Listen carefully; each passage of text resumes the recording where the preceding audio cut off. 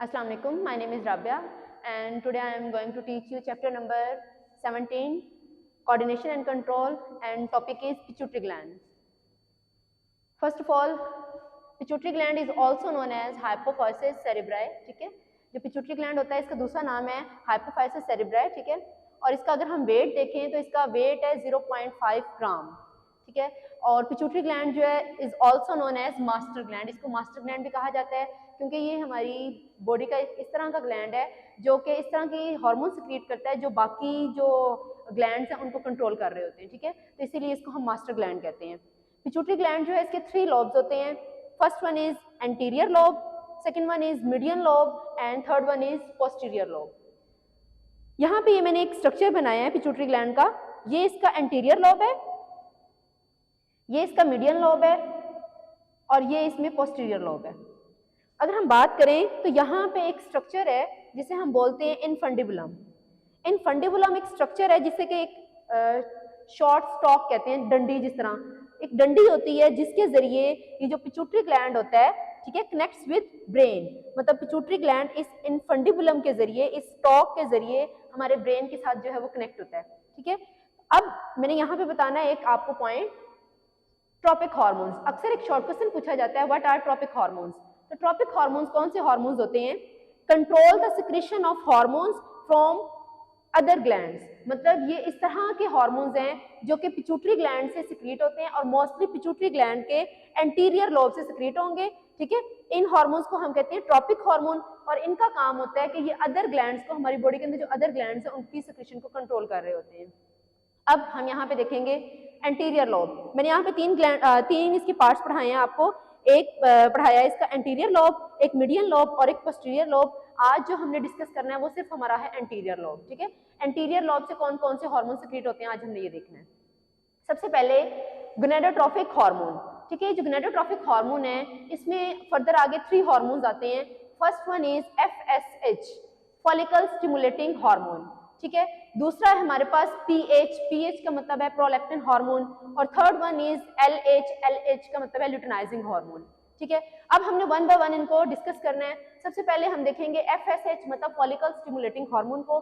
Follicle stimulating hormone जो है इसको रिलीजिंग फैक्टर, मतलब कुछ रिलीजिंग फैक्टर होते हैं हमारी बॉडी के अंदर जो इन हार्मोन्स को रिलीज करने में हेल्प करते हैं. तो सबसे पहले फॉलिकल स्टिमुलेटिंग हार्मोन जो है इसका जो रिलीजिंग फैक्टर होता है उसको हम कहते हैं फॉलिकल स्टिमुलेटिंग रिलीजिंग फैक्टर. ठीक है, इस हार्मोन का काम फीमेल के अंदर क्या होता है? फीमेल के अंदर इस हार्मोन का काम होता है development of primary follicles. Primary follicles जो होती हैं उनकी डेवलपमेंट में ये इंपॉर्टेंट रोल प्ले करता है ये हार्मोन. इसके अलावा इसका दूसरा काम क्या होता है? Effect ovaries to produce estrogen. ये जो फीमेल की ओवरीज होती हैं उनके ऊपर इफेक्ट करता है कि वहां से एस्ट्रोजन हार्मोन जो है वो प्रोड्यूस हो सके. ठीक है, इसी हार्मोन का जो दूसरा काम है मेल के अंदर, अब हमने फीमेल में पढ़ लिया, अब हमने मेल के अंदर देखना है मेल के अंदर इस हार्मोन का क्या काम होता है. तो involve in the production of epithelial germinal cells. ठीक है, ये एपिथेलियल जर्मिनल सेल्स जो हैं इनकी प्रोडक्शन में मेन रोल प्ले करता है. ठीक है, और आपको पता है कि जो मेल होते हैं, मेल के अंदर जो स्पर्म प्रोडक्शन होती है वो इन्हीं जर्मिनल सेल से होती है. तो यहाँ पे आपने बताना है कि मेल के अंदर FSH का काम क्या है? Involve in the production of epithelial germinal cell. ये एपिथेलियल जर्मिनल सेल बनाने में जो है वो मेन रोल प्ले करता है. ठीक है, इसी तरह हम दूसरा हार्मोन देखें PH, prolactin hormone. Prolactin hormone जो है इसका रिलीजिंग फैक्टर जो कि इसको रिलीज होने में हेल्प करता है वो कौन सा है? P मतलब प्रोलैक्टिन रिलीजिंग फैक्टर. ठीक है, इस हार्मोन का जो मेन फंक्शन होता है वो फीमेल के अंदर होता है और फीमेल के अंदर सिर्फ इसका काम है मिल्क की प्रोडक्शन करवाना. ठीक है, थर्ड वन हम यहाँ पे देखें जो कि गोनेडोट्रोफिक हार्मोन है वो है LH का मतलब है ल्यूटेनाइजिंग हार्मोन और इसका जो रिलीजिंग फैक्टर है उसको हम कहते हैं ल्यूटेनाइजिंग रिलीजिंग फैक्टर. ठीक है, अब हमने इसका फंक्शन देखना है मेल के अंदर और फीमेल के अंदर. सबसे पहले हम फीमेल के अंदर देखेंगे कि ल्यूटेनाइजिंग हार्मोन का क्या काम होता है. तो इसका काम है luteinising hormone involve in ovulation. मतलब फीमेल के अंदर जो ओवुलेशन होती है इसमें जो है वो luteinizing hormone main role play करता है. इसके अलावा LH मतलब luteinizing hormone modified Graafian follicle into corpus luteum. ठीक है, ये आपने चैप्टर 17 में तो हम ये हार्मोन्स को डिस्कस कर रहे हैं. आप आगे जाएंगे तो चैप्टर नंबर 18 जो है उसमें हमने इसको पढ़ना है कि कॉर्पस लुटियम मतलब ग्राफियन जो फॉलिकल है इसको किस तरह से कॉर्पस लुटियम में कन्वर्ट करता है. तो ये जो ग्राफियन फॉलिकल है इससे कॉर्पस लुटियम का बनना ये किस हार्मोन की वजह से हो रहा है? ल्यूटेनाइजिंग हार्मोन की वजह से हो रहा है. इसी को हम कहते हैं ल्यूटिनाइजेशन, मतलब ग्राफियन फॉलिकल सेल का कॉर्पस लुटियम में कन्वर्ट होना, this is known as luteinization. अब ये ल्यूटिनाइजिंग हार्मोन जो है इसका मेल के अंदर क्या काम होता है, involve in the secretion of testosterone. ये टेस्टोस्टेरोन जो है ये भी एक हार्मोन है जो मेल के अंदर सेकेंडरी जो करेक्टर लेके आता है, मतलब उनमें बियर्ड फॉर्मेशन, उनका आवाज का भारी हो जाना, ये इस हार्मोन की वजह से होता है। और इस हार्मोन को सिक्रीट मतलब कौन करवा रहा है, इसमें हेल्प कर रहा है ल्यूटिनाइजिंग हार्मोन, मतलब involve in the secretion of testosterone. ये जो टेस्टोस्टेरोन हार्मोन की सिक्रीशन हो रही है वो दरअसल इस ल्यूटिनाइजिंग हार्मोन की वजह से ही होती है। अभी जैसे मैंने आपको बताया था पीछे ट्रॉपिक हार्मोन, तो ट्रॉपिक हार्मोन यहाँ से आपको पता चल रहा होगा कि मतलब एक ग्लैंड जो है यहाँ से जो हार्मोन सिक्रीट हो रहे हैं वो दूसरे ग्लैंड की सिक्रीशन को कंट्रोल कर रहे होते हैं, ठीक है। इसके अलावा मेल के अंदर ल्यूटिनाइजिंग हार्मोन का दूसरा काम क्या होता है, help in the sperm production, sperms की प्रोडक्शन में भी ये हेल्प मतलब कर रहा होता है ल्यूटिनाइजिंग हार्मोन, ठीक है। नेक्स्ट जो हमारे पास हार्मोन हमने डिस्कस करना है एंटीरियर लोब का, पहला हमारे पास था गोनाडोट्रोपिक हार्मोन जिसमें हमने फर्दर 3 पढ़े थे, FSH, PH और LH। अब दूसरा हमारे पास जो हार्मोन है उसका नाम है स्मेटोट्रोपिक हार्मोन, ठीक है। स्मेटोट्रोपिक हार्मोन को हम ग्रोथ हार्मोन भी कहते हैं। अब ये जो स्मेटोट्रोपिक हार्मोन है इसके भी रिलीजिंग फैक्टर होते हैं जो इसको रिलीज करने में हेल्प करते हैं, उन्हें हम कहते हैं स्मेटोट्रोपिक रिलीजिंग फैक्टर, ठीक है।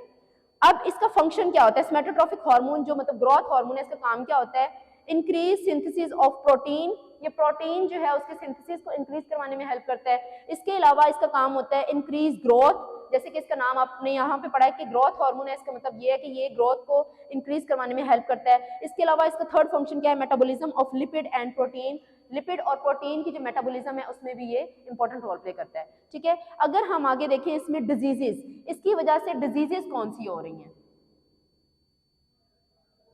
तो सबसे पहले हम देखें मोर ग्रोथ हार्मोन, मतलब हमने यहाँ पे ये जो स्मेटोट्रोपिक हार्मोन जिसका दूसरा नाम ग्रोथ हार्मोन है, हम यहाँ पे डिजीजेस डिस्कस कर रहे हैं। तो more growth hormone in early life, अगर अर्ली लाइफ में ग्रोथ हार्मोन बहुत ज्यादा सिक्रीट हो रहा है तो बिकम एक्सट्रीम लॉन्ग, ठीक है। तो क्या होता है, हमारे कुछ बॉडी पार्ट्स होते हैं वो बहुत बड़े हो जाते हैं और इस डिजीज को हम कहते हैं गिग्नेटिज्म, ठीक है। दूसरा ये है कि लेस ग्रोथ हार्मोन, अगर ये ग्रोथ हार्मोन जो है इन अर्ली लाइफ में बहुत कम सिक्रीट हो रहा है, ठीक है। अगर ये ग्रोथ हार्मोन बहुत कम रिलीज हो रहा है तो इससे एक डिजीज होगी जिसे हम कहते हैं ड्वार्फिज्म, ड्वार्फिज्म मतलब जैसे बोनापन जिसे कहते हैं। इसके अलावा हमारे पास more growth hormone in later age, अगर मतलब एक तो अर्ली एज होती है ना स्टार्टिंग वाली एज में, अगर लेटर एज में भी ये ग्रोथ हार्मोन जो है ये कंट्रोल नहीं हो रहा है, ये सिक्रीट होता जा रहा है, तो उससे क्या होगा, उससे एक डिजीज होती है जिसे हम कहते हैं एक्रोमेगली। एक्रो का मतलब होता है कॉर्नर और मेगली मतलब इनलार्ज, मतलब ये जो हाथ पांव होते हैं, इनके हाथ हो गए, पांव हो गए, ये बहुत बड़े बड़े हो जाते हैं, ठीक है। तो इस हम डिजीज को कहते हैं एक्रोमेगली। तो ये 3 डिजीजेस जो हैं वो इस ग्रोथ हार्मोन की वजह से होती हैं। अगर ग्रोथ हार्मोन अर्ली एज में ज्यादा हो रहा है तो गिग्नेटिज्म, अगर ये अर्ली एज में कम रिलीज हो रहा है तो ड्वार्फिज्म, और अगर ये अर्ली एज के बाद मतलब जो लेटर एज होती है उसमें भी ये सिक्रीट होता रहता है तो उससे एक डिजीज होती है जिसे हम कहते हैं एक्रोमेगली, ठीक है। उसके बाद हमने एक हार्मोन पढ़ा गोनाडोट्रोपिक हार्मोन, दूसरा हमने पढ़ा स्मेटोट्रोपिक हार्मोन, और थर्ड यहाँ पे जो हार्मोन हम पढ़ने जा रहे हैं वो है थायराइड स्टिमुलेटिंग हार्मोन, ठीक है। जैसे हम साथ साथ रिलीजिंग फैक्टर भी पढ़ रहे हैं तो इसी तरह हमारे पास थायराइड स्टिमुलेटिंग हार्मोन जो है इसका जो रिलीजिंग फैक्टर होता है उसे हम कहते हैं TRF, मतलब थायराइड रिलीजिंग फैक्टर, ठीक है। और ये हार्मोन कब सिक्रीट होता है, ये हार्मोन सिक्रीट होता है low level of thyroxine in blood, जब हमारे ब्लड के अंदर थायरोक्सिन का लेवल जो है, थायरोक्सिन भी एक हार्मोन है, जब इसका लेवल हमारे ब्लड के अंदर बहुत कम हो जाता है तब ये हार्मोन रिलीज होता है जिसका नाम है थायराइड स्टिमुलेटिंग हार्मोन। अगर हम थायराइड स्टिमुलेटिंग हार्मोन के फंक्शन की बात करें तो इसका फंक्शन होता है involve in rapid growth and development, मतलब ये ग्रोथ और डेवलपमेंट में बहुत इंपॉर्टेंट रोल प्ले करता है।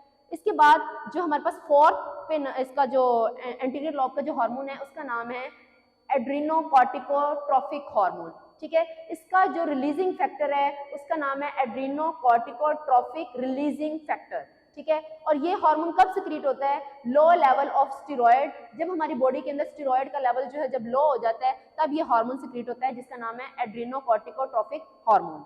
इसका फंक्शन अगर हम देखें तो इसका फंक्शन होता है balance steroid level in blood, हमारे ब्लड के अंदर स्टेरॉयड के लेवल को बैलेंस करके रखना। अगर हम इससे डिजीज देखें कि एड्रीनोकॉर्टिकोट्रोपिक हार्मोन जब सिक्रीट नहीं हो रहा या बहुत ज्यादा सिक्रीट हो रहा है तो उससे क्या डिजीज हो सकती है, तो excess and deficiency of adrenocorticotropic hormone cause problem in adrenal gland function, तो ये हमारे एड्रिनल ग्लैंड्स जो होते हैं, जैसे कि हम यहाँ पे पिट्यूटरी ग्लैंड है, इस तरह हमारी बॉडी के अंदर एड्रिनल ग्लैंड होते हैं जो हम आगे फर्दर पढ़ेंगे, ठीक है। तो एड्रिनल ग्लैंड की जो फंक्शनिंग होती है उसके अंदर ये प्रॉब्लम कॉज कर सकता है अगर ये एड्रिनोकॉर्टिकोट्रोफिक हार्मोन जब बहुत ज्यादा रिलीज हो रहा है या फिर इसकी डेफिशिएंसी हो रही है, ठीक है। तो थैंक यू सो मच। कल आपके लिए एक असाइनमेंट मैंने बताई है, आप लोगों ने क्या करना है, आप लोगों ने कोऑर्डिनेशन एंड कंट्रोल में जो पिट्यूटरी ग्लैंड बताया, पिट्यूटरी ग्लैंड का जो एंटीरियर लोब है, आप लोगों ने इस टॉपिक को अच्छी तरह से पढ़ना है और इसके एक असाइनमेंट बना के अपनी क्लास इंचार्ज के नंबर पे जो है उसको सेंड करना है और अपनी ताकि आप लोगों की अटेंडेंस हो सके। Thank you so much.